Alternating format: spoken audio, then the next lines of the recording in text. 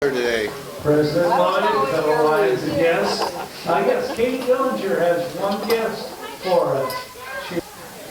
President Lloyd, fellow Lions and guests, if you guys are really nice today, Shyla might consider joining. So I need everybody on their best behavior. I'm serious. I'm going home now. Okay, so we got one down, but It's been nice knowing you, Shyla. I did see that. So, you know, We have a problem. Anyways, this is Shyla. She's over at Specialty Rents, and she is looking to join our club possibly. So, best behavior. Thank you, Kate. Go on, buddy. Caroline Lloyd, fellow Lions and guests, happy sad dollar. It's been very busy, but some things are good that way. Quote of the week, and I'm just kind of scrambling here, so I found one real quickly on my phone, which I just thought deleted here. Walt Whitman, the habit of giving only enhances the desire to give. That makes sense for Lions Club. There you go. And Rosie's got a dollar.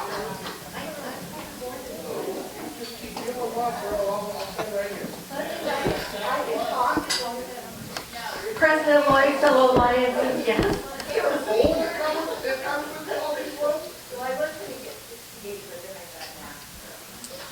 I have some happy dollars because I also celebrated a birthday this weekend. Yes, I did. I'm so happy for happy birthday,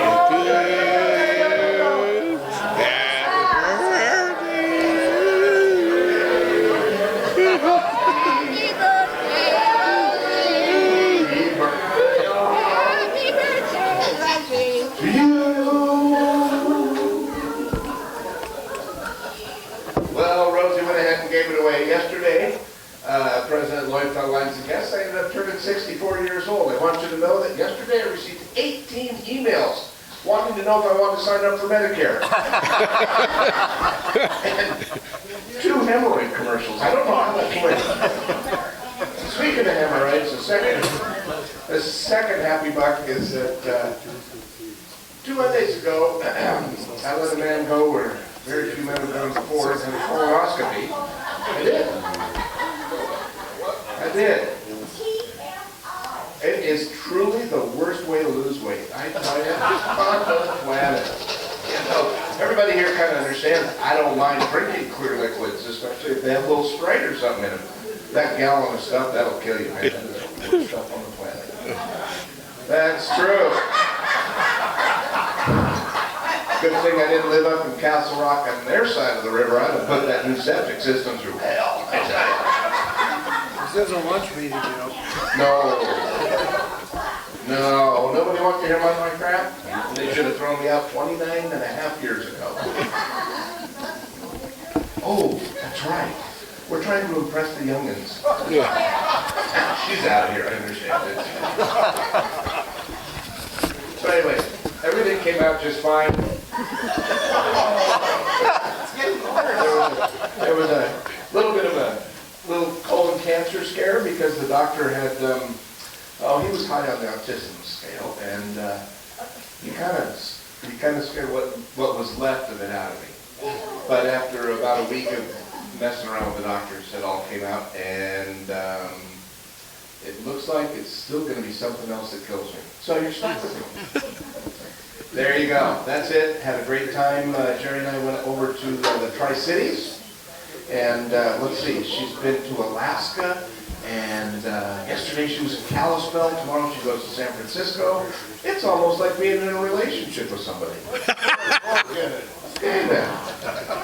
Which way? Where are we going?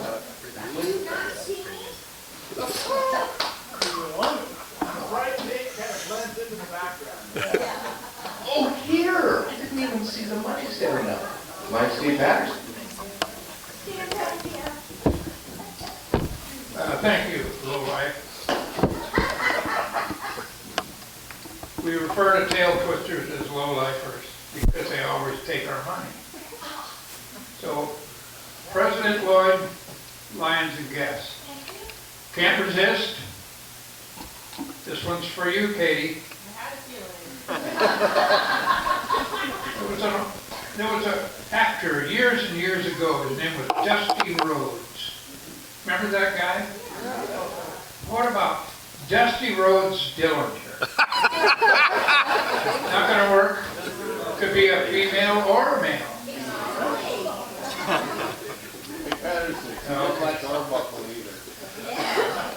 Or Buford. You didn't go for Buford. Goober. Oh, that's right. Okay. I gave you 5, so I'll let Marilyn finish. President Lloyd, fellow Lions and guests, I wasn't prepared for donating $4. Let me think. I think the first dollar is for you, Pat, because I paid that buck just for the laughs that you gave us. You're welcome. Another dollar could be that I'm going to take a day trip with Bob Piper's wife, Penny, and we're going to a women's retreat this coming Saturday. I don't know. We haven't been together for a long, long time, so knowing Penny and I, we will have a great deal of things to talk about. Maybe. And I don't know what that other money's for, so it's just all good to be here with you guys. Thank you. Thank you so much, Marilyn. I'm kind of looking around. There seems to be kind of a lack of happiness going on around here. Ooh, Mike. John. Mr. John. Gee. How about that? Here he is, lying down. President Lloyd, fellow Lions and guests. Has anybody here ever lost their wallet or purse? 2.5 weeks ago, it was hiding, and I checked everywhere. So the first week I checked to see if I gave one of my debit cards. I'll get that, because I know it's going to come back.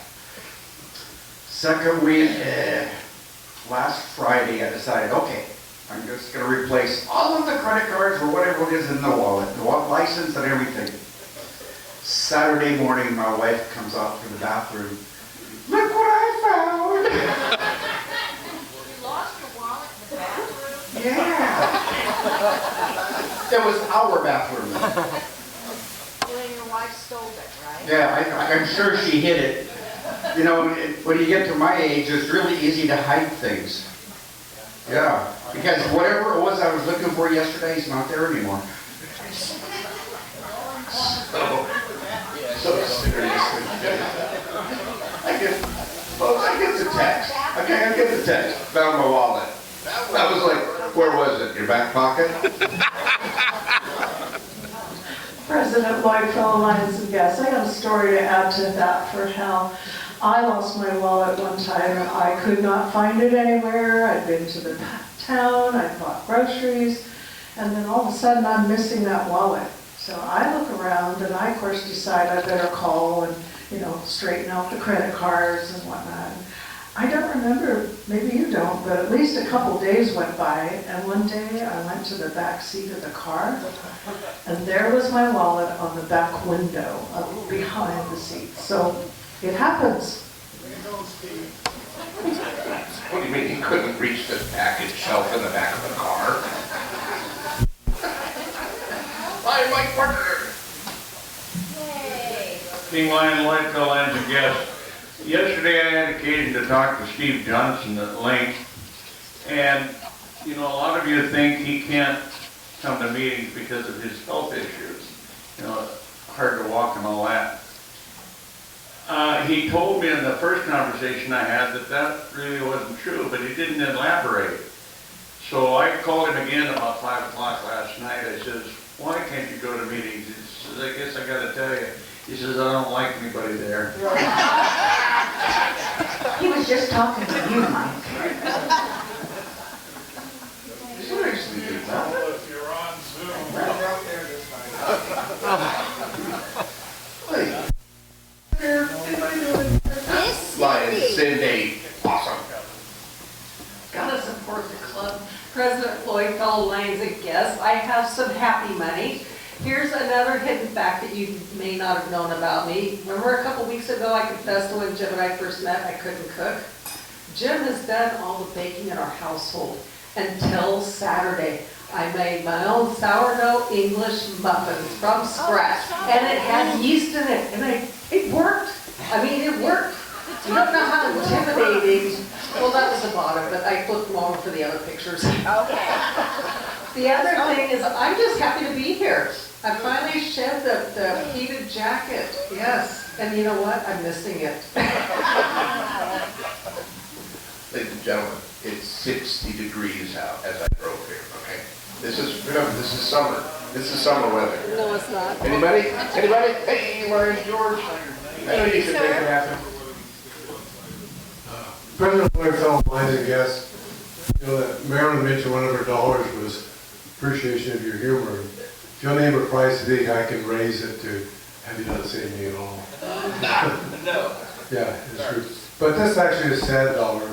I'm sad to announce I will not be here next week. But Lion Mark Helsch has agreed to introduce my speaker, so the program will go on. Thank you.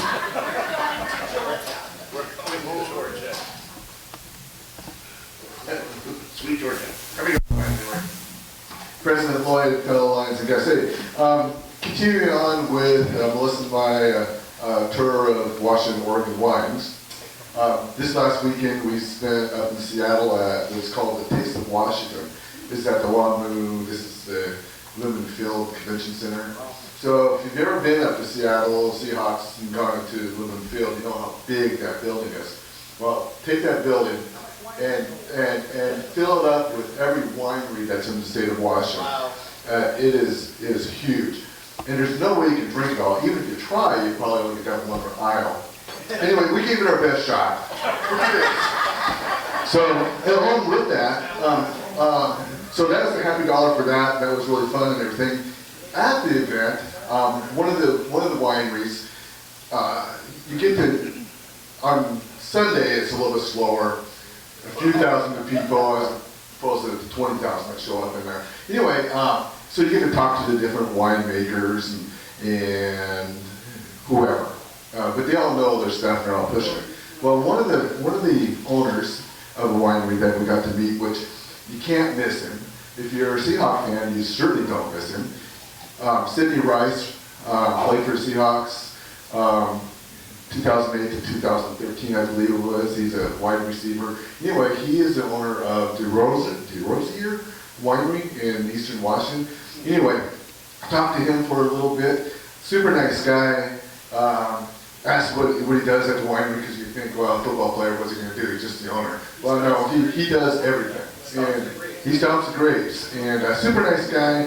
And his wine is actually really, really good. So if you want that name again, it's Dossier. No, I didn't. The thing about this event is you can't buy any wine there as opposed to Newport, which we bought way too much. But anyway, that's $1. That's enough. Wow. There you go. Thank you. So for you old guys in the crowd, imagine the kingdom all full of people totally wasted on Marathon 2020. That's what we were. Anybody else got a dollar to part with? Nothing else going on? Hey, President Lloyd, just wanted to let everybody know that your fearless treasurer did deliver to immediate past President Tom Fulton the balance of his winnings. It was about $398.50, bringing him to just shy of $800 total from when he finally got that done. So, the other update is that, God willing, you'll have membership cards next week, if in fact my business slows down a little bit. There you go. All right? All right. All right, we'll turn the meeting over to George with the guest speaker.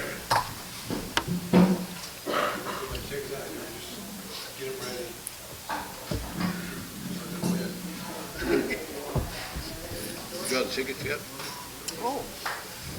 Thank you, President Lloyd, fellow Lions and guests.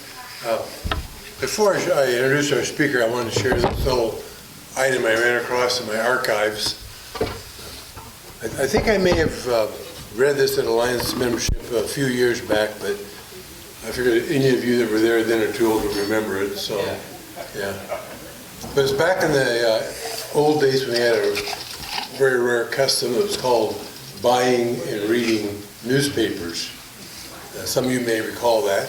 But this was newspapers in those days also had classified ad sections.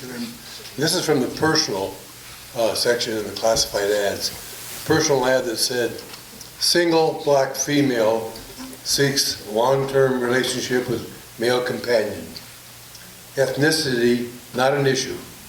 I'm an outdoor girl. I love hiking in the woods, relaxing by the campfire, riding in your pickup. I promise I'll be committed, devoted companion, and meet you at the door every day when you come home, wearing only what nature provided me. 2 hours after this ad appeared, the phone exchange at the Atlanta Humane Society was flooded with calls.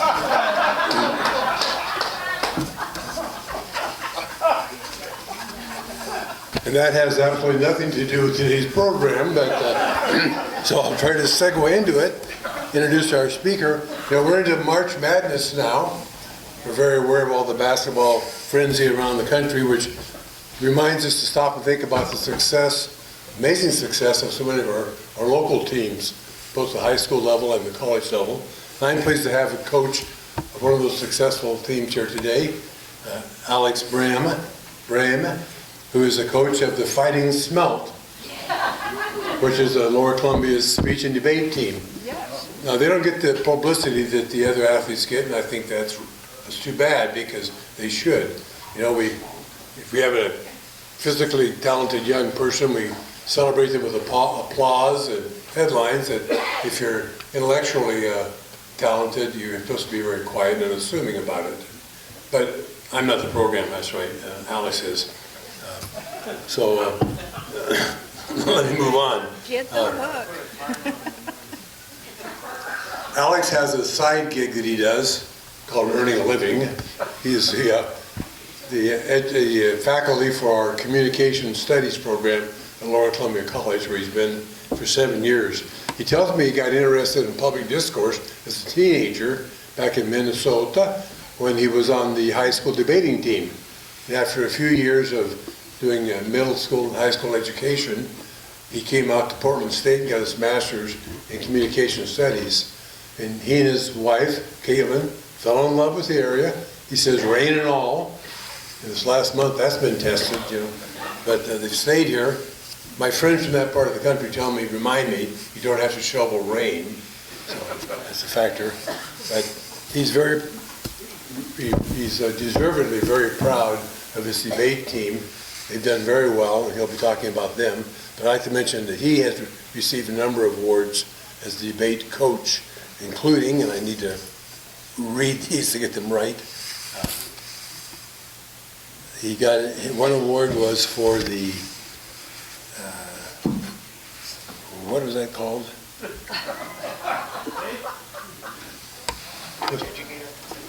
Yeah, the Judge Educator Award in 2020, and in 2023 he won a fellowship. I don't have that name down for coaching and debate teams, which is a statewide debate award.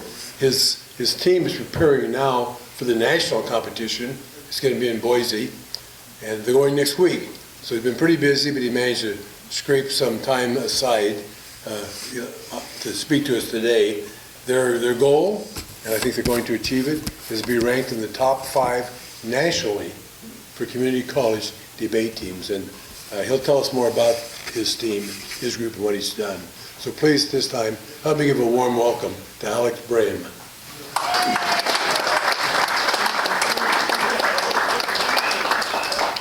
That being said, did he leave you anything to say? Still have a thing or two to say. Well, hey, President Lloyd, Lions, guests, thank you all sincerely so much for having me, and thank you, George, for the invitation. George and I have had a chance to work together in a couple different settings in the past.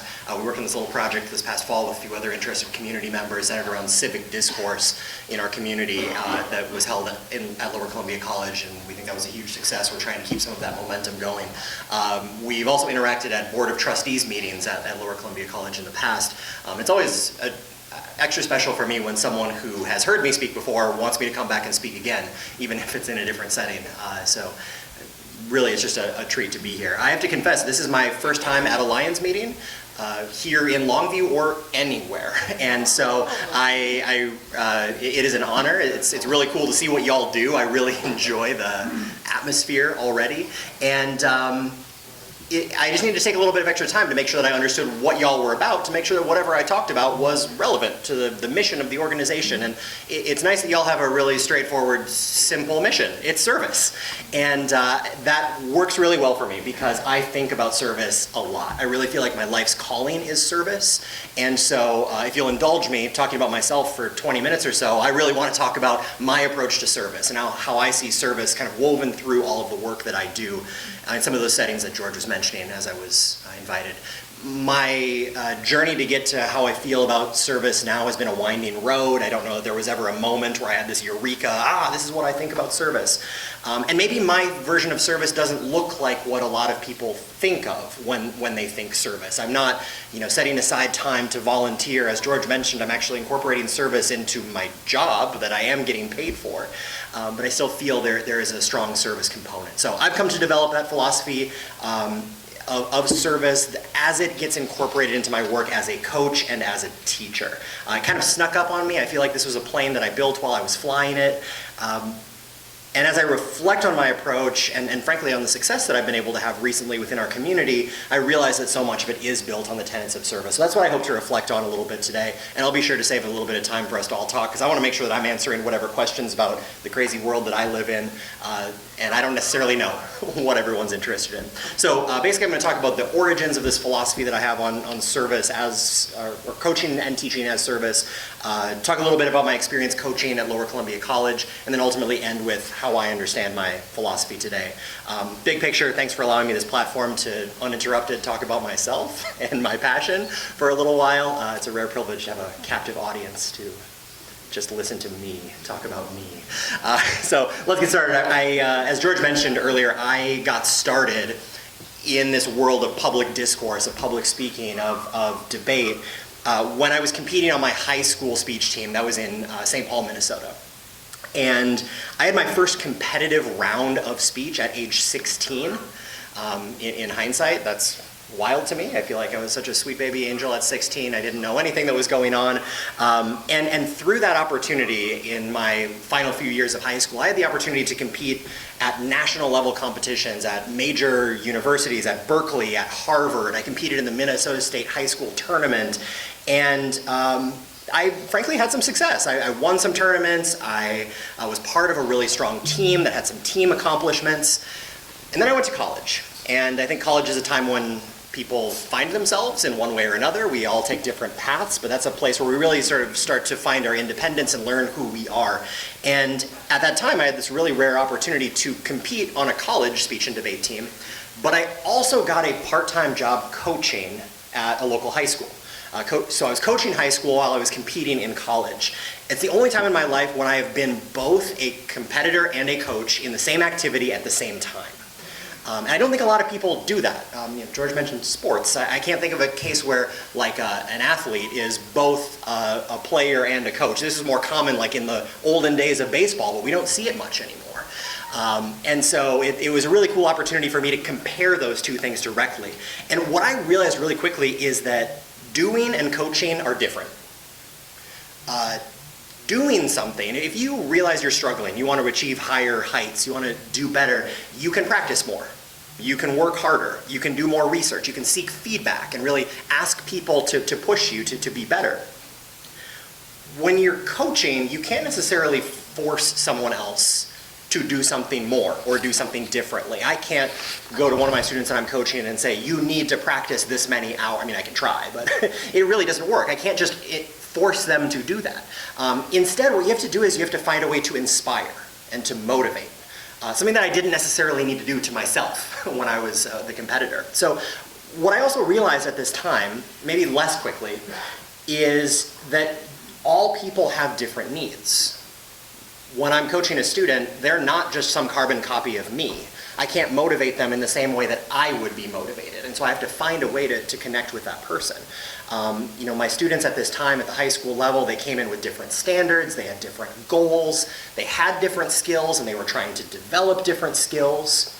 So this is a really interesting opportunity for me. What I ultimately ended up doing was dropping off of my college team and entirely focusing myself outside of the school stuff, which was important. I had to get my degree. But I really decided to focus on coaching because I found it more rewarding. And I really do think, in hindsight, that had to do with that service element of coaching. There is service in coaching that is not present when you're doing something yourself. So fast forward, I coached at this high school for 5 years, through my time in college and even for a couple of years afterwards. And in all honesty, as I reflect on it, I realize my students beat my personal bests by every metric. I had students who placed higher at some of the same tournaments. They did things in categories that I never could have done as an individual. And I was just so proud of that body of work. Proud of them, but also proud of myself for helping to inspire and to unlock something in those students. Most important realization that I had though in this time is I found that coaching and teaching was so much more fulfilling and meaningful for me than doing.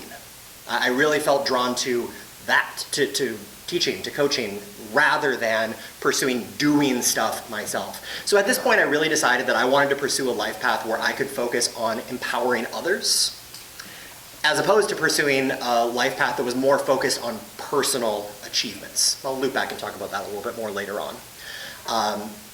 So we're here in Longview. I want to fast forward past my time in Minnesota, where it does snow more and rain less, and no, you don't have to shovel rain. But yeah, we're here. So I spent 2 years teaching middle school in Milwaukee. I spent a year teaching high school in Chicago. I realized in this time that I was a teacher through and through, but I really felt drawn to community college, the idea of community college. And that's for really 3 reasons. The first is I really enjoy working with adults, with adult learners who are invested in their education. One of the things I really struggled with middle schoolers, besides the fact that just holistically middle schoolers are the worst, is they are extraordinarily difficult to motivate. It is really, I think middle school is this turbulent time where young people are no longer motivated by things like stickers and hugs, but they're also not yet motivated by like grades and money. So what are they motivated by? As far as I could tell, it was like candy and potato chips. So I really enjoy that about adult learners, that adult learners who have chosen to go to school are personally invested in their education. I also like community college as opposed to a big 4-year research university because I want to be a teacher. I don't want to be a researcher. I'm not an academic who wants to sit in the ivory tower and pontificate and publish journal articles. I want to be working with people one-on-one. And that's the other part, the one-on-one, the smaller groups. At community colleges, we have the luxury of small class sizes compared to the big lecture hall classes that happen at big research universities. So this led to a decision-making process that ultimately led my wife and I to move out here. Basically, we sat down with a spreadsheet of all of the graduate programs in the country that would be appropriate for me. We sat down with a bottle of wine and just started crossing off cities we didn't want to live in. And that ultimately led to a few finalists, as George already spoiled. We ended up in Portland. I went to Portland State University for a couple of years to get my master's degree in communication studies. And in 2016, I was hired as a tenure-track communication studies faculty member. And then the other part of my title at LCC is Director of Forensics, which is basically my fancy way of saying that I coach the speech and debate team. So I've now done this for about 7 years, and it has been really the privilege of a lifetime to work with this program. What I learned in this role, maybe compared to what I learned coaching at the high school level, is coaching is not just about service to the individual. It's not just about unlocking something in an individual student and really helping them to take the next step in their life. But it's also about service to community, and it's also about service to legacy. So I want to talk about each of those briefly. Really, the mission of a community college is to serve the community. Sounds obvious, like it's right there in the title, but a community college is meant to serve the community. LCC graduates, specifically, tend to stick around our service area. We serve Cowlitz and Wahkiakum counties, and yes, of course, some of our graduates go on, they move to some big city or they move somewhere else, but we have a lot of LCC graduates who continue to invest their lives right here in our community. So when we are educating at LCC, we are educating the next generation of people who are going to contribute to this community, to this little society. And as I kind of think about some tangible, visual experiences of this, in my 7 years, there are really 3 examples that come to mind of a place where we invested in a student and then they went on to pay something back to our local community. I just briefly want to share all of these stories because they warm my heart. The first is a really impressive young woman that I coached 3 and 4 years ago. Her name is Molly. And when she first came into a team practice, we were practicing impromptu speaking. The way that impromptu speaking works in collegiate competition is a competitor sits down at a table where there is a slip of paper face down. They flip over that piece of paper, and there is a prompt. It might be a quotation. That quotation might be a lyric from a song, or it might be from some old dead philosopher. And a timer starts for 7 minutes. They have 7 minutes of time to figure out what they want to say, and then to stand up and give a speech. Good impromptu speakers prep for 2 minutes or less, and then give a 5-minute speech. Really good impromptu speakers prep for 30 seconds to a minute, and then give like a 6-minute speech. A little bit like that. This student in particular, I'm thinking of, Molly, when she first tried to do this event, she sat down, and she looked at her notes, and she wrote a few words down on a piece of paper, and I'm giving time signals. I'm saying 1 minute has elapsed, 2 minutes have elapsed, 3 minutes have elapsed, 4 minutes have elapsed. And Molly writes down a note on the backside of this note card and passes it to me, and the note says, "I can't speak." Just completely frozen, and honestly, understandable. This is a hard thing to do, and it's a hard thing to do as you're just learning it. What I find so impressive is that she decided to stick with it and continued competing for our program for a couple of years, won tournaments in this category of impromptu speaking, earned a really impressive transfer scholarship to Lewis and Clark College in Portland, where she is now competing as a senior captain on her team. And again, the reason I bring this up actually has nothing to do with the competitive success. It's that someday Molly's going to end up back in our community, and this is a person who has found her voice, who knows how to respond when unexpected things come up. And that's the investment in the community that I find so rewarding about this work. Another example I want to share is a student that I have named Elena, who when she first found us, she just walked in and was spectating at a tournament that we were hosting on our campus. I didn't know this at the time, but I later learned that in this moment, Elena was a homeless high school dropout who was very timid, very withdrawn, really didn't have very much confidence at all. I didn't learn all of that stuff until we developed a level of trust. And we started, sharing more about ourselves and learning more about the obstacles that we're facing. And again, just fast forward a couple of years, this person is now a scrappy debater who can, honestly, give me a run for my money when we are debating each other. And she's living in our community, is housed, is employed. And I'm not trying to say that I single-handedly took a person from being houseless to being housed, but I think that the skills developed directly correlate to the ability to interview for a job, to get a promotion at that job, to make it feel a little bit more fulfilling. And the other thing, and this really relates to the work that George and I did together with that community team that I mentioned this past fall, our team really exists to serve all ideologies. We have always had students with different backgrounds, different political beliefs, different religious identities, different worldviews, and I think specifically about a couple members of our team this year. I actually have members of our team this current year who worked for all 3 of the major candidates in this past fall's local congressional race. And if you know anything about that race, there were some pretty disparate views.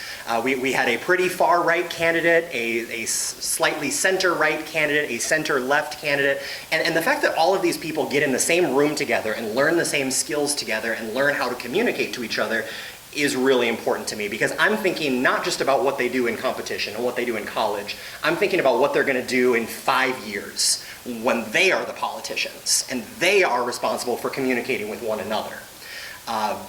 Because that's what this is. This is investing in what's coming down the road. That's kind of what college is about. So in all of these ways, I really see the work that we're doing not just as service to the individual students, but service to our community. The other thing that I've come to realize, and this wasn't necessarily something I knew that I was signing up for when I accepted the job, but that is the incredible legacy of the program that I now have the privilege of coaching. I inherited essentially the life's work of the late Mike Dugas. I don't know if folks knew Mike, but he was a titan in our community. and really just an incredible man. I had the privilege of getting to know him for a few years before his passing, but after I accepted the job, he coached the program that I am now the head of from 1973 to 2012. So basically 40 years of service. And in addition to being a great coach, he's a historian, a scoutmaster, an amazing family man. And so for that reason, I actually don't know that I will ever feel like this is my program. I actually try very intentionally, hopefully intelligently, to never say my debate team, my speech team. It's not my team. I'm a steward of a program that belongs to a community. The Fighting Smelt were created by Mike Dugas. They were fostered by generations of his students. Really, this team belongs to the community. So as I think back on my first 7 years at LCC, the additional things I've learned about the relationship between service and my work is that the work is not about me. It's a service to my students, it's a service to our community, and it's in service to our program's legacy, which is really much larger than any of us individually. So all of that is kind of the meandering road that I've taken to where I am today, where I feel like I'm starting to define a little bit better what my philosophy is of coaching as service. I don't think I came into my current role with a super well-defined philosophy, but it's coming into focus a little bit better. First and foremost, our approach, the way that we approach coaching and learning speech and debate, is that it is about introspection, it's about self-improvement, it's about mental health. The first things that we're trying to master are not how to win rounds and how to disarm your opponent. It's how to understand yourself. And really that to me is one of the most important skills that any young person can learn while they're trying to improve themselves. Second, it's about community building. And we really think about that within our team, but we also think about that between teams. When we're at tournaments, we're actively trying to get to know the people that we're debating against and understand them and empathize with them. So introspection, self-improvement, community building. The third part of our approach is really about academics. I constantly have to remind my students of this. This is finals week for winter quarter at LCC, and I had to have a real honest conversation with my team last week where I said, y'all are practicing a lot, I'm very impressed, please stop and focus on finals. It's really important that our activity plugs into academics without overshadowing academics. And after all of that, we might be competitive, but that doesn't really matter. I mean, I genuinely believe that if we're taking care of ourselves, if we're learning about ourselves, if we're building community, we're understanding our opponents, and we are really focusing on academics, at the end of all of that, that will lead to success. But I'm not upset if it doesn't. There are members of our team who have been really important contributors to our community who never won a round of debate in their lives, and that's fine.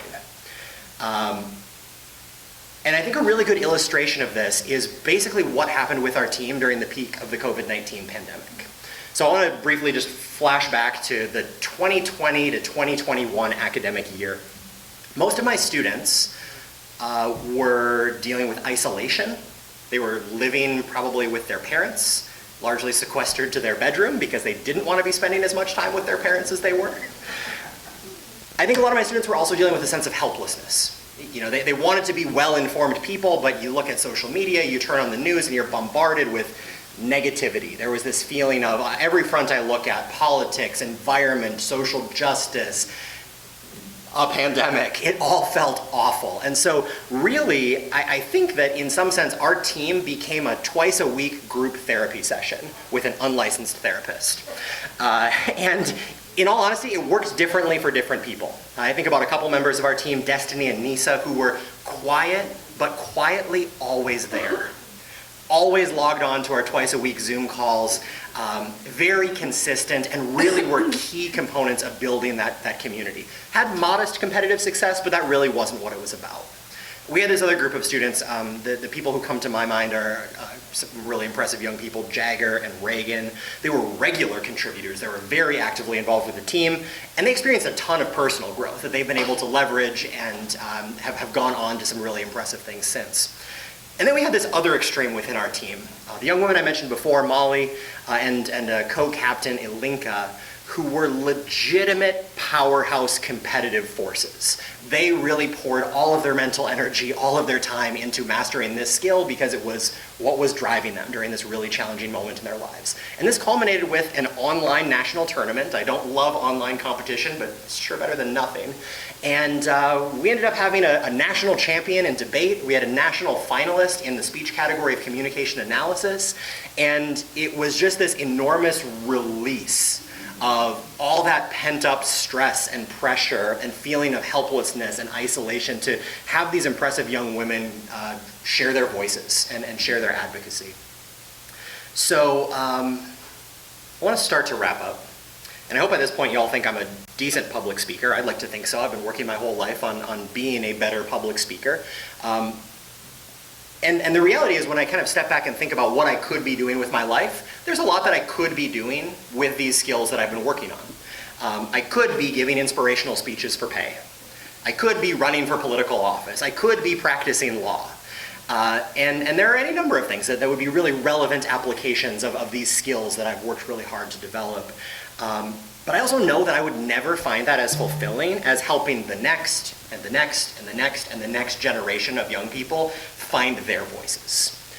That's really what I find rewarding, and that's bringing it all back together. I think that's my idea of how service is integrated into the work that I do. I would much rather pay this forward than make it all about me, as much as I do like making it about me. So with that, I just want to take a brief moment to brag about this year's team and then open it up to you all to answer whatever questions you have about all of my musings. The LCC speech and debate team this year consists of 14 students, and it's a very interesting mix of students. You know, community colleges serve a diverse array of people, and on this year's team, we have 4 what would be considered traditional students. I don't know, in 2023, I'm not sure what a traditional student is, but these are students who have come right out of high school, immediately into college. They intend to study for a couple years and then transfer.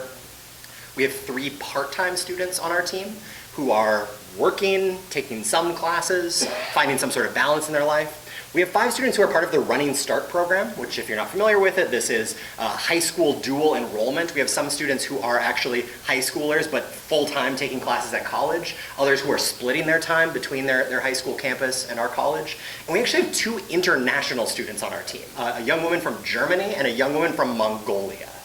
And this mix of 14 students is something else. I mean, they have such different life experiences, such different worldview, and they push each other to be better. And I'm inspired every day just seeing how they work together as a team. They represent lots of different types of diversity. They range in age from 15, that's of course one of our high school Running Start students, to 25. They span the political spectrum, as I mentioned before. They are multiracial, multilingual, represent lots of different socioeconomic backgrounds, some with a certain amount of privilege and some who really struggle to pay for their college tuition. So far, our team has competed in 7 tournaments this year. 4 of those tournaments were in person, 1 of those on our campus and some that we traveled to. And we also did 3 tournaments online. It's been pretty cool that we've been able to incorporate that into what we do.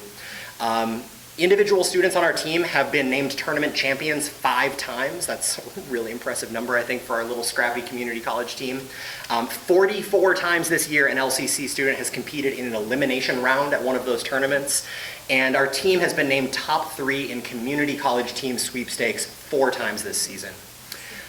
We participate in a conference that is known as the Northwest Forensics Conference. It represents all the schools in Oregon, Washington, Idaho, Montana, Utah, and technically Alaska, though we haven't seen much Alaska participation this year. And we were honored as a silver medal program, essentially meaning we were the 2nd best community college within that geographic region. A huge honor, something that we are really, really proud of. And we're waiting for the tabulation of results, but I imagine that we are going to have a number of students who are honored on the all-conference team. We'll be pushing that out through social media and hopefully in the newspaper as soon as we get the information. So just want to briefly talk about what's next and then be done. As George mentioned, we are actually traveling to one of 2 national tournaments that we're attending this year next week. Next Wednesday, we will drive a 12-passenger van to Boise, Idaho, I'm really excited to be the driver. There are going to be 44 schools competing at that tournament. In total, about 300 students who will be debating. And this really is the best of the best in the country in our format of debate, which is a public format of debate that prioritizes effective communication, as well as logical argumentation and research and everything that debate really ought to be. We're bringing 11 students, and as George mentioned earlier, the team, this is not me, the team has set the goal of being named one of the top 3 community college programs in the country. And honestly, I think they can do it. So I'm really excited to see what they do. And then, unlike the March Madness tournament, there are actually multiple opportunities to compete at the national level. So we're going to come back. We'll take about 2 weeks to reset, and then we're going to go right back out to another national tournament. This one is Phi Pi Nationals. That is basically community college nationals. This year it's in Washington, D.C. I'm thrilled to be there in mid-April, apparently during the Washington, D.C. Rose Blossom Festival, Cherry Blossom Festival. I'm not driving to that one, thankfully. We're taking a red eye, and I hope my students take my advice to sleep on the plane, because I don't want to deal with cranky young people. But ultimately, all of us, myself, my students, everyone involved in the activity, I think we're really proud to represent LCC. We're really proud to represent Longview, to represent Cowlitz and Wahkiakum counties on the national stage. We know there are some people out there in the country who only know the name Lower Columbia College because of our team, because they've gone up against our students, and what a trip that this little community, this little community college in Southwest Washington has a national presence, and that's something that we're definitely really proud of. So that's enough of my musings, I think. I want to turn it over to you all, and I'm eager to address any of your questions.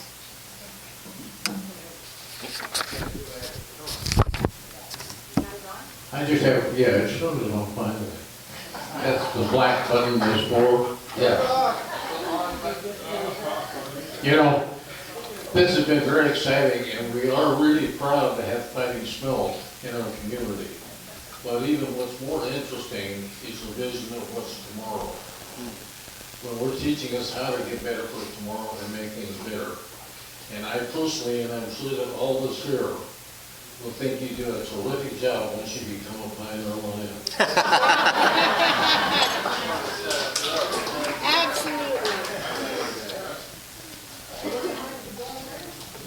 Yeah, I know nothing about debate. I know a lot about sports and stuff, and you win points to, most points win.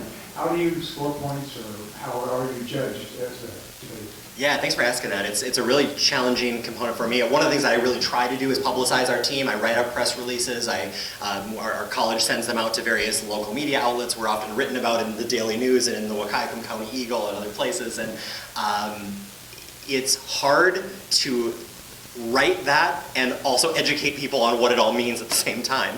It would be so easy to write a press release saying the basketball team won by this score to this score, and this player got this many points and rebounds and assists. So it is challenging. So the real short version of it is an activity where students compete as individuals, but every individual result is worth a certain number of points. So if a student is competing in debate, they'll have a certain number of preliminary rounds. Every round they can either win or they lose. Based on those results, the people who have the best win-loss records will advance to an elimination bracket. And the farther you advance, the more points you earn for your team. So advancing to quarterfinals is worth maybe 4 points. Advancing to semifinals is worth 6 points. Finishing second place is worth 8 points. Winning the tournament is worth 10. On the speech side of things, there are 11 different speech categories, including things that I mentioned earlier, like impromptu speaking, which is made up on the spot, thoughtfully researched speeches like informative and persuasive speaking, as well as some more interpretive stuff like interpretation of prose and poetry.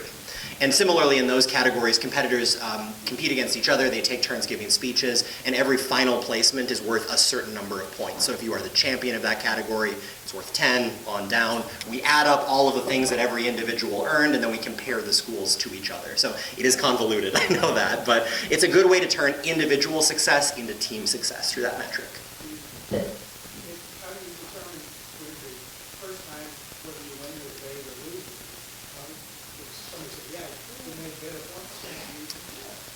Yeah, so the question is really about how you decide the winner of a round of debate. Every team is responsible for bringing a certain number of qualified judges to a tournament, and those judges don't judge their own students. They judge students competing from different teams. So I will never have to say whether my student beat a student from another school, but I might judge a round between competitors from Boise State and Weber State Universities, and I'll pick the winner. And yes, different judges have different philosophies. Some care more about style, some care more about research, some care more about reputation. We try to evaluate it holistically, but also try to appeal to a broad range of judges. Thank you very much. Next is this gentleman of Anne. Are we doing announcements now? You're pointing at what?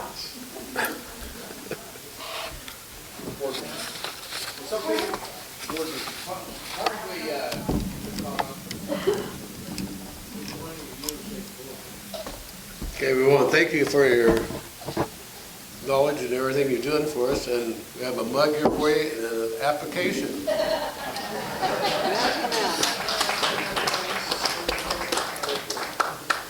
Marilyn.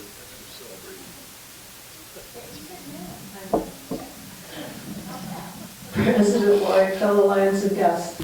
Most importantly, I need to meet with the Boys and Girls Committee after this club meeting, and we'll just meet over here on the side.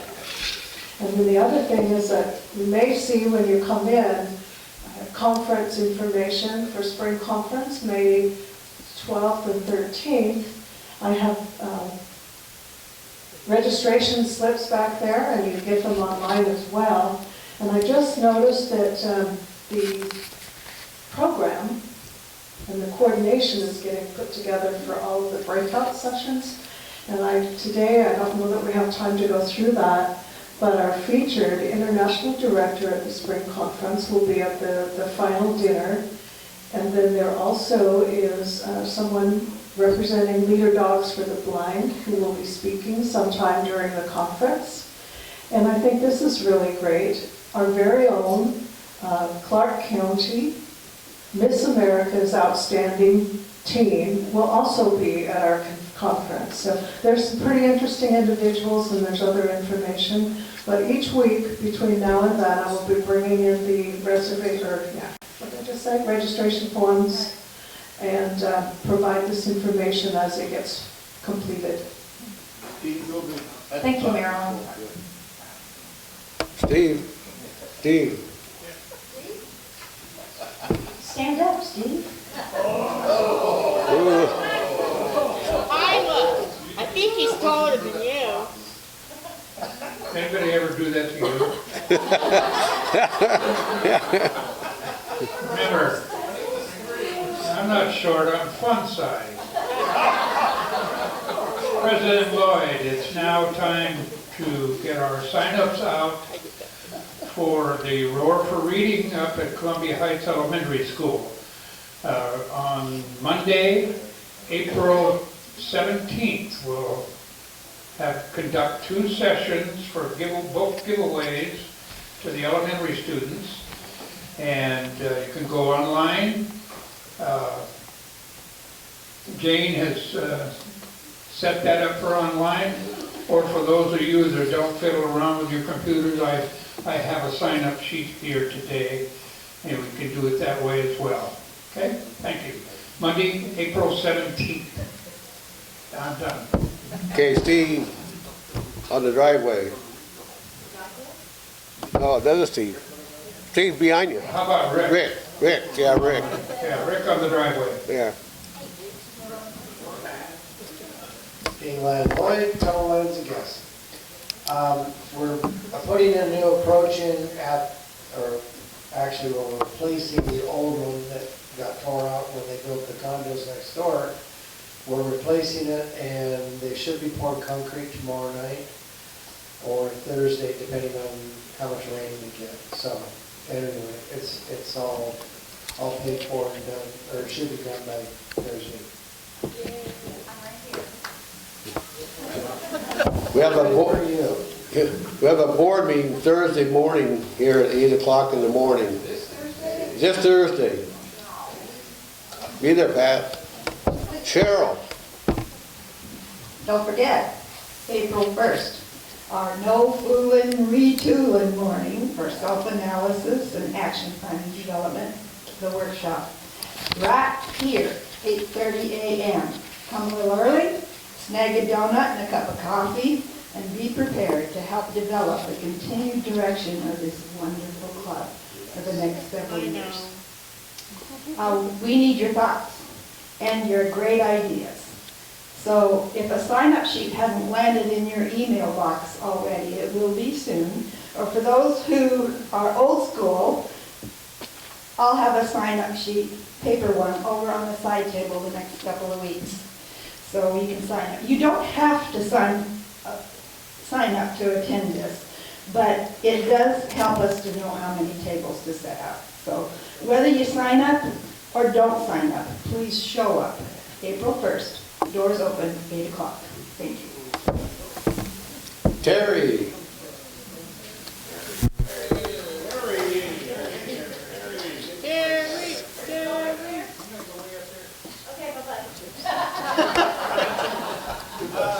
As far as awards,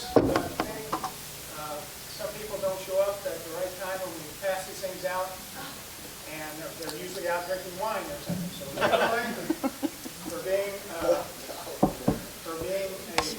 the secretary, stepping up and doing that, here is your full Lion of the Month. Yay, Leroy. I need your picture. Wait, Isla. I need your guys' picture. Oh, yeah. Yes. Thank you.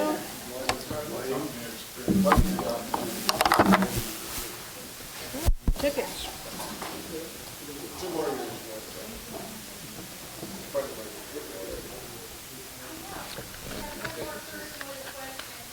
And